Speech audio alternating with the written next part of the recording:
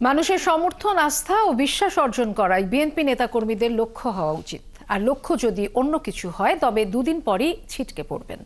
নেতাকর্মীদের এমন বার্তাই দিলেন বিএনপির ভারপ্রাপ্ত চেয়ারম্যান তারেক রহমান। দেশবাসীর আস্থা অর্জনে রাষ্ট্র সংস্কারে বিএনপির ৩১ দফা মানুষের কাছে পৌঁছে দেওয়ার আহ্বান জানান তিনি। খিলক্ষেতে আয়োজিত কর্মশালায় যোগ দিয়ে তিনি এই আহ্বান জানান। শফিকুল হকের রিপোর্ট।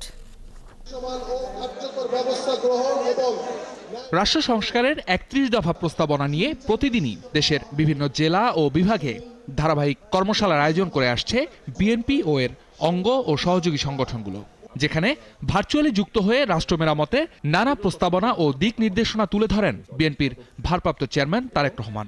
এই যে অনুষ্ঠান স্থল, এর মধ্যে এই কথাগুলো সীমাবদ্ধ রাখলে চলবে না।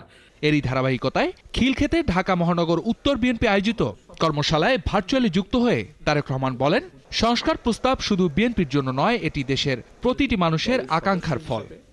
আপনার দল দেশের জন্য কি কি করতে চায়, মানুষের জন্য কি কি করতে চায়, এগুলো মানুষ অ্যাডভান্স আগে জানতে চায় এবং সেই কাজটি আমরা করার চেষ্টা করছি। নেতাকর্মীদের উদ্দেশ্যে তিনি বলেন, যে কোনোভাবে জনগণের সমর্থনকে ইতিবাচকভাবে বিএনপির পক্ষে রাখতে হবে। জনগণ যেভাবে বলবে সেভাবেই নেতাকর্মীদের পরিচালিত হতে হবে।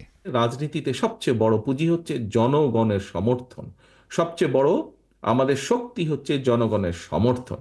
এই সমর্থনকে আমাদের যে কোনোভাবে এই সমর্থনকে আমাদের পক্ষে রাখতে হবে। যে কোনোভাবে বলতে কিন্তু আমি বুঝিয়েছি পজিটিভভাবে, অর্থাৎ জনগণ যা চিন্তা করে, জনগণ যা চায়, জনগণ যা বলে, জনগণ যেটা আশা করে, জনগণ যেটা প্রত্যাশা করে একটি রাজনৈতিক দলের কাছে, একটি রাজনৈতিক কর্মীর কাছে, আমাদেরকে সেভাবে চলতে হবে, কথা বলতে হবে, সেভাবে উঠতে হবে, বসতে হবে। ৫ আগস্ট পরবর্তী সময়ে দলের কিছু নেতাকর্মীর কার্যকলাপে নিজের ক্ষোভ ঝাড়তেই দ্বিধা করেননি ভারপ্রাপ্ত চেয়ারম্যান। বলেন, কারো ব্যক্তিগত স্বার্থ উদ্ধারে এই আন্দোলন হয়নি। কতিপয় ব্যক্তি যাতে করে তাদের স্বার্থ হাসিল করতে পারে, নিশ্চয়ই এই কারণে আপনারা এত অত্যাচার নির্যাতন সহ্য করেননি। ঠিক নয় কি বিষয়টি? আপনার লক্ষ্য বা উদ্দেশ্য যদি দলের আদর্শকে রক্ষা করা যদি না হয়ে থাকে, বিশ্বাস করুন, আপনার উদ্দেশ্য অন্য কিছু হলে দুদিন পরে আপনি ছিটকে পড়ে যাবেন। আপনি দল থেকে ছিটকে পড়ে যাবেন, আপনি মানুষের সমর্থন থেকে ছিটকে পড়ে যাবেন। জনগণের প্রত্যাশা অনুযায়ী চলতে নেতাকর্মীদের নির্দেশ দেন দলের ভারপ্রাপ্ত চেয়ারম্যান। জান প্রাণ দিয়ে আমাদের দায়িত্ব হচ্ছে মানুষের সেই বিশ্বাস, আস্থা এবং ভালোবাসাকে ধরে রাখা।